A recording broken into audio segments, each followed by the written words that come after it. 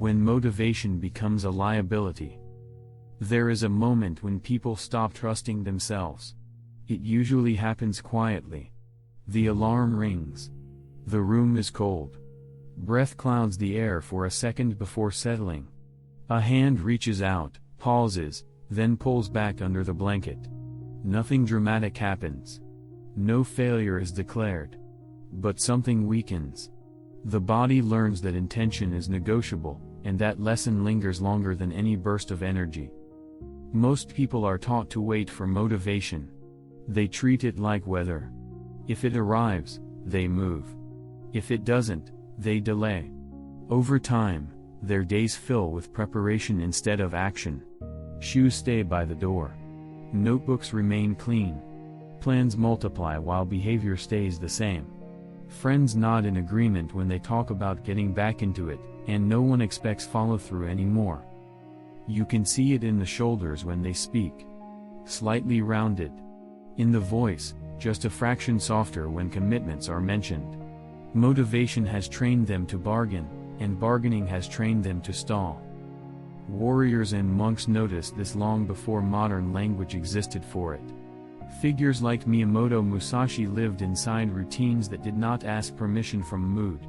Their days moved forward whether the mind agreed or not. Not because they were inspired, but because their identity made hesitation feel foreign. The difference is uncomfortable to witness. Someone who acts without needing to feel ready disrupts the unspoken rules of social delay. They make excuses sound thin. They expose how often action is postponed under respectable names. Before continuing, write down one habit you keep restarting instead of maintaining. If nothing comes to mind, notice that too. He looked disciplined until he wasn't. Let me tell you about someone like you. He reads the right books. His calendar is full of intentions. He talks about routines with familiarity, as if proximity alone counts. When motivation hits, his posture changes. Chest up. Steps quicker. Messages sent. Promises made. Other people feel it and respond with approval. They like this version of him. The first week goes well. Early mornings.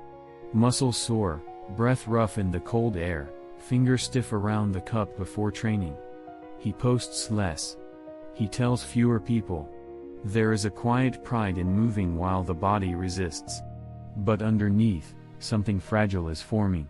Each action is still asking a question: do I feel like this today? By the second week, the friction begins. Sleep is shorter. The legs hold a dull ache that doesn't disappear after warming up. The room feels heavier in the morning. The phone buzzes with messages from friends suggesting alternatives. A late night. A skipped session just this once. No one objects. No one ever does. The third week is where it usually breaks. Not in collapse, but in delay. Training is pushed to later. Later turns into tomorrow. Tomorrow turns into next Monday. Shoes remain by the door, accusing without speaking. The body remembers the movement, but the signal to begin no longer fires automatically. Choice has crept back in. When he talks about it, he sounds reasonable. Tired. Busy. He explains himself with calm logic. Others nod because they recognize the pattern in themselves. Social friction disappears the moment he abandons consistency. Comfort returns. No one expects discipline from him anymore, and the relief is mutual. This is not weakness. This is structure failing. Each morning, his body waits for permission from his mood. When energy is high, action follows. When energy dips, nothing happens. Over time, the nervous system learns a dangerous rule: movement is optional. Once learned, that rule spreads everywhere. You can see it in small things. The way he sits before starting work. How long his hand hovers over the alarm. How easily plans are revised when inconvenience appears. His body is not lazy. It is obedient to the last instruction it was given. In old training halls, this pattern was understood without psychology. If action depends on feeling, action will eventually disappear. So feeling was removed from the equation. Time was fixed. The body moved whether enthusiasm showed up or not. Knees folded onto the mat. Breath counted itself. Hands wrapped the sword the same way every day. No negotiation.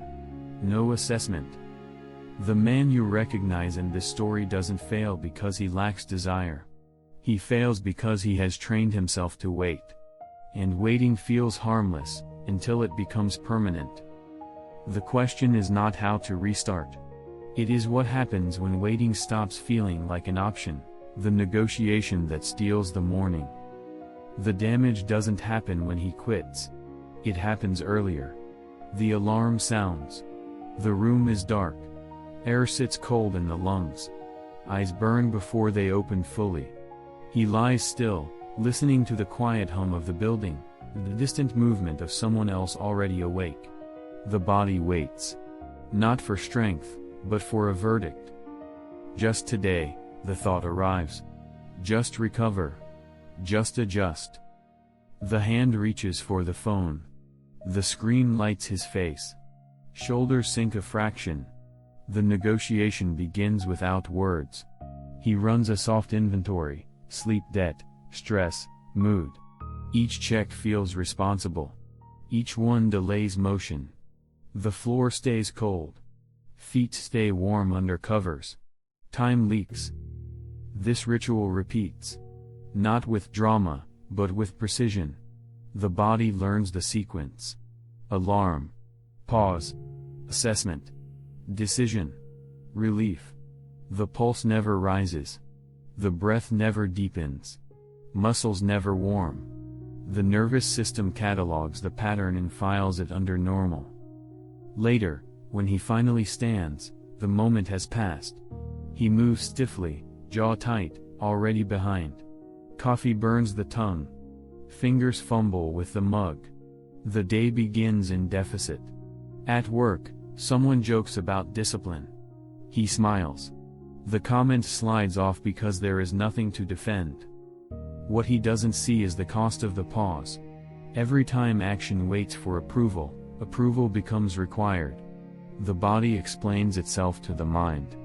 The mind believes it is in charge. Neither notices the quiet loss of authority.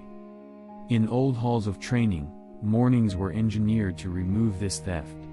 The bell rang. Knees folded. The mat pressed cold through fabric. Breath counted itself back into order. No questions were asked because no one was listening for answers. The body moved first. The mind followed, irritated but contained. Here, irritation is avoided. Comfort is prioritized. Friends encourage flexibility. Schedules bend. Someone suggests balance. He accepts the language because it reduces friction. Social approval returns the moment he delays. No one challenges a man who looks tired. Fatigue is respected. Consistency is not. The strange thing is that effort was never the problem. On days when motivation surged, he trained hard. Sweat stung the eyes. Legs shook. Heat built behind the sternum. Those days felt honest. But they were rare. And rarity trained him to wait. Waiting feels harmless because it wears the costume of care. It pretends to be wisdom. But its outcome is predictable. When action depends on feeling, feeling becomes the gatekeeper. When feeling rules, repetition collapses. The ancient solution was blunt. Remove the gate. Fix the time. Fix the act. Let the body complain while it moves. Hands tie the belt the same way.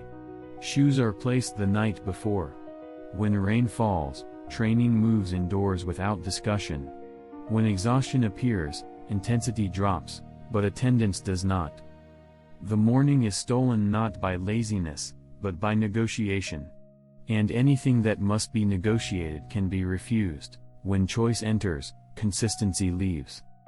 It doesn't feel like collapse at first. It feels like control. He tells himself it's better to choose consciously. To listen to the body. To adapt. The language sounds mature. Others approve. Flexibility is praised. Rigid people are mocked. He absorbs the cues without noticing how quickly his structure dissolves. The body feels it first. Shoulders tighten when routines shift. Breath shortens before starting anything difficult. There is a faint heat behind the eyes, not from effort, but from indecision. Standing still costs more energy than moving, yet he stays there, hovering. Choice inserts itself everywhere. Not just training. Work starts later. Meals slide. Sleep drifts. Each decision is small, but the accumulation is heavy. The day becomes a series of negotiations. By night, his jaw aches from clenching. He lies down tired without having done much. In disciplined spaces, choice is treated like a contaminant. Too much of it weakens form. Too little of it strengthens continuity. This isn't philosophy. It's observation. When the body knows exactly what happens next, it relaxes into execution. When it doesn't, it resists. Watch a novice in a dojo. He asks questions with his posture. Hesitant steps. Hands unsure on the handle. He waits for confirmation before moving. The floor feels harder under his knees. Eyes dart to see if he's being watched. Social pressure tightens his chest. He moves late. Watch the seasoned practitioner. The bell rings. Knees fold without ceremony. The mat is cold. Fingers are stiff. None of it matters. There is no audience in his head. No debate. The body enters motion the way water enters a channel. The difference isn't desire. It's the absence of alternatives. In modern life, alternatives are endless. Skip today. Adjust tomorrow. Restart next week. Each option feels harmless. Together, they train inconsistency. The body becomes suspicious of plans. It waits for revision because revision always comes. Friends reinforce it unintentionally. They praise balance. They warn against burnout. They suggest listening inward. When he cancels, they respond with understanding. No one says anything when he disappears from his own commitments. Silence becomes permission. What no one mentions is how this erodes self-trust. Not emotionally, but physically. The body stops believing signals from the mind. When intention appears, the body hesitates. It has learned that intention is often revoked. In older systems, trust was preserved by removing discretion. The schedule did not ask how you felt. The practice did not adjust to preference. If illness came, the form shrank, but it did not vanish. A single bow. One slow movement. Continuity was protected at all costs. This is the hidden danger of motivation. It invites choice. And once choice enters, consistency becomes conditional. Conditional behavior does not survive stress. It dissolves quietly, without confrontation. The moment you feel proud of choosing is often the moment structure has already left. What replaces it decides everything, the day the body stops asking. At first, it feels mechanical. Almost wrong. The time arrives and the body moves before the thought finishes forming. Feet touch the floor. The chill runs up the calves. Shoulders roll once, stiff but obedient. There is no surge of energy. No enthusiasm. Just sequence. The belt is tied. The door opens. The outside air presses against the face, sharp and honest. This is usually where people panic. They mistake the absence of feeling for emptiness. They think something is missing. Motivation would have provided warmth, excitement, a sense of meaning. Without it, action feels bare, exposed, quiet. But the body adjusts quickly. Breath deepens without instruction. Pulse steadies. Muscles warm in layers. The ache that once felt like resistance settles into background noise. The body recognizes the pattern and stops protesting. It has been here before. Others notice before you do. A friend watches you leave at the same time every day. Rain or clear sky, It doesn't change. They joke about obsession. You smile, not defensive, just present. The comment lands and slides off. Social friction appears, then fades. Consistency makes people uneasy because it reflects what they avoid. Inside, something else shifts. The mind arrives late. It tries to comment, to evaluate the session, to judge quality. But the body is already moving. Hands repeat the grip. Knees fold. Breath counts itself back into rhythm. The mind learns to follow instead of lead. This is where motivation quietly loses relevance. Not because it disappears, but because it no longer decides. Some days the body feels heavy. Eyelids resist. Mouth is dry. Heat builds behind the eyes sooner than expected. The routine still unfolds. Not perfectly. Not intensely. But intact. The old fear was stagnation. That without desire, action would become hollow. The opposite happens. Action becomes neutral. And neutrality is stable. In older systems, this was the goal. To reach a state where the body initiates and the mind witnesses. Where training is no longer a daily decision but a daily fact. Like standing up. Like breathing. Removing motivation wasn't punishment. It was protection. You can see the difference in posture. The person who relies on motivation carries tension forward, as if bracing for inconsistency. The person who relies on structure moves with less urgency. There is nothing to chase. Nothing to prove.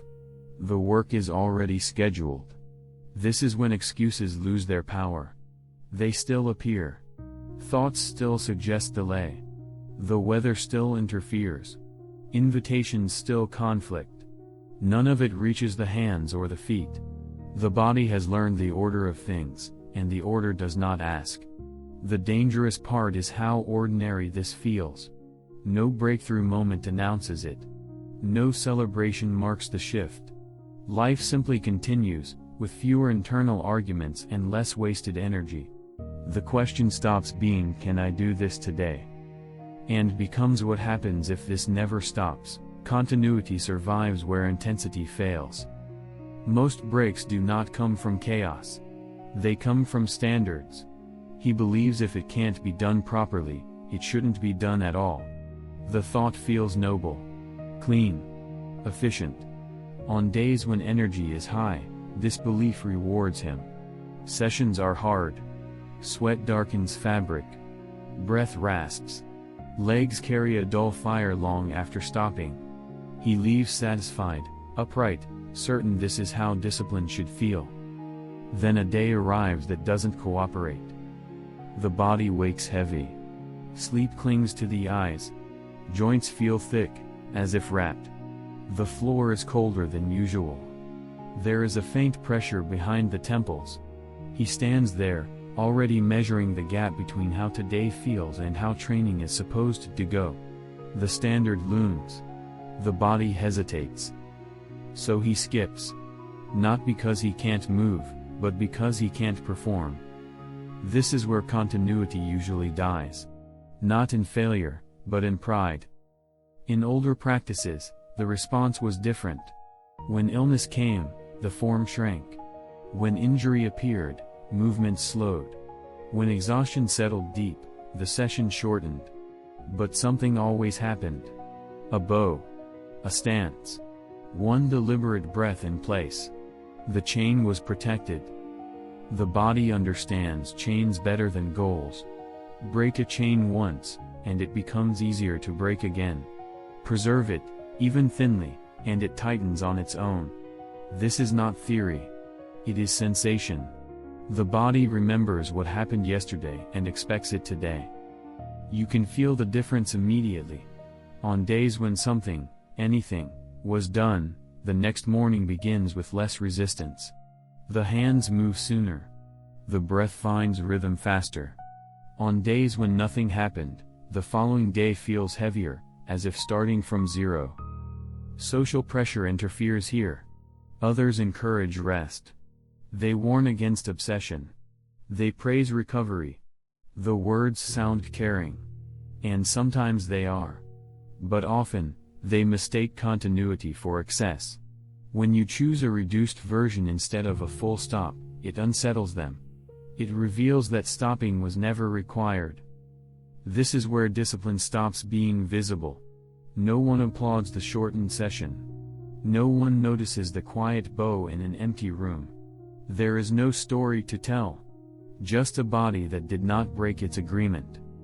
The mind resists this approach because it lacks drama. There is no triumph in doing less.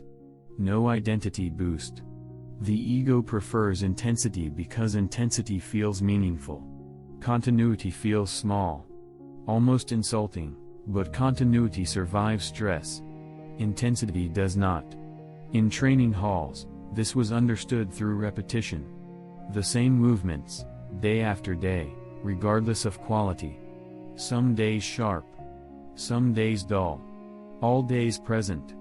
Over time, the body stopped ranking sessions. It only recognized attendance. When continuity is honored, motivation becomes irrelevant. You no longer need to feel capable to appear. Appearing is enough. The standard shifts from performance to presence. And presence has a quiet weight.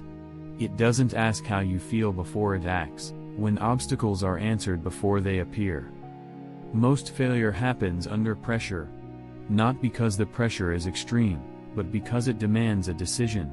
The rain starts earlier than expected. Cold needles tap against the window. The street is empty. The body notices first. Shoulders tense. Breath shortens slightly. The mind offers options. Skip. Delay. Adjust. Each suggestion arrived dressed as practicality. This is where routines usually fracture. Not at the obstacle, but at the moment of choosing how to respond. In older systems, the response was already written. Rain meant training moved indoors. Injury meant slower form. Fatigue meant reduced intensity. None of these required thought. When the signal appeared, the body shifted automatically. When X happened, Y followed. No debate. No reassessment. You can feel the relief immediately. The chest loosens when there is nothing to decide. The jaw unclenches. Energy that would have been spent arguing is released back into movement. The body prefers certainty, even uncomfortable certainty, over flexible doubt. In modern life, flexibility is worshipped. Adaptability is praised as intelligence. But constant adaptation demands constant judgment. Judgment drains. By the time action is required, the system is already tired. Watch someone without pre-decided responses. When a meeting runs late, they hesitate. When travel interrupts routine, they stall. When plans shift, they improvise poorly. Each obstacle feels personal. Each disruption feels like sabotage. They leave situations irritated, carrying tension in the neck and lower back, wondering why consistency feels so fragile. Watch someone who has decided in advance. When the schedule breaks, the next available slot is taken without commentary. When space is limited, the smallest version is executed. When energy drops, pace slows but the sequence remains. There is no emotional spike. No story is created. The body continues. Social reactions sharpen here. People expect frustration. When it doesn't arrive, they feel unsettled. Someone jokes that you are inflexible. Another suggests you're too serious. You hear it without responding. The words don't hook because the system doesn't rely on approval. This is the quiet strength of pre-commitment. It turns chaos into cues. Instead of asking what should I do now, the body recognizes the signal and acts. The mind is spared. Attention is preserved. In training halls, this was drilled early. Not technique, but response. When the bell rang late, practice still began. When space was crowded, movement compressed. When mistakes happened, form continued. The goal was not elegance. It was inevitability. Once responses are fixed, motivation loses its leverage. Obstacles no longer trigger deliberation, so mood has nothing to influence. Action unfolds whether conditions are favorable or not. The strange result is calm. Not the calm of ease, but the calm of certainty. There is nothing to solve in the moment. The solution already exists. When the unexpected arrives, the body does not ask "can I?" It executes what was decided long ago. When others notice, you no longer bend. The change is subtle at first. Then it becomes obvious. You arrive at the same time every day. Not early. Not late. Predictable. Your body moves with less urgency. The shoulders are set. The jaw is loose. There is no visible effort in starting. People notice because effort is what they expect to see. Comments begin to surface sideways. Half jokes. "You're intense. You never miss, do you?" The tone is light, but there's an edge. Your consistency introduces friction without confrontation. You haven't said anything. You haven't corrected anyone. The tension exists anyway. This is the social cost of discipline becoming identity. When motivation ruled, you blended in. You surged when others surged. You faded when they faded. Your rhythm matched the group. Now it doesn't. Your routine continues through holidays, mood swings, minor sickness, weather shifts. Not dramatically. Quietly. That quiet unsettles people. Invitations change. Some stop arriving because the answer is already assumed. Others come with disclaimers. If you're free, you are free. You just don't move the structure. The difference is noticed immediately. Inside, the body feels simpler. Less friction. Less internal noise. Morning movements happen without commentary. Hands know where to go. Breath finds its count. The dull ache in the legs is familiar, almost grounding. Heat rises and falls in predictable waves. Nothing feels heroic. Everything feels ordinary. That ordinariness is the signal. In older warrior cultures, this was the mark of arrival. Not mastery of technique, but removal of drama. When practice no longer required willpower, when excuses stopped forming, when the body initiated without permission, that was considered dangerous in the right way. Motivation is loud. Identity is silent. You can see the contrast clearly now. Others speak about restarting. About finding the right time. About waiting for energy. Their words circle. Yours do not. You speak less about what you do because it no longer feels like a decision worth explaining. The body has learned a deeper rule: action is not a response to feeling. Feeling is a side effect of action. Once this reverses, motivation loses authority. It can show up or not. The system doesn't care. This is where most people stop following. Not because it's hard, but because it's lonely. Discipline as identity removes shared excuses. It separates quietly. The distance isn't announced. It just appears. Standing there, breathing steady, pulse calm, routine intact, you feel it. Not pride. Not superiority. Just a slight awareness that the old way of negotiating is gone. And once it's gone, it doesn't come back. Discipline exists before you decide. At some point, the language changes. Not outwardly. Internally. You no longer describe yourself as someone trying to be disciplined. That sentence feels inaccurate. Too temporary. What replaces it is quieter. You simply act at the appointed time. The body moves. The mind observes. No claim is made. This is where motivation finally collapses, not as an enemy, but as something unnecessary. It did its job early. It started motion. But it was never meant to govern identity. Anything that must arrive before action is fragile by design. Discipline is not what you summon on good days. It is what remains on neutral ones. When discipline becomes identity, there is less to protect. You stop managing impressions. You stop explaining routines.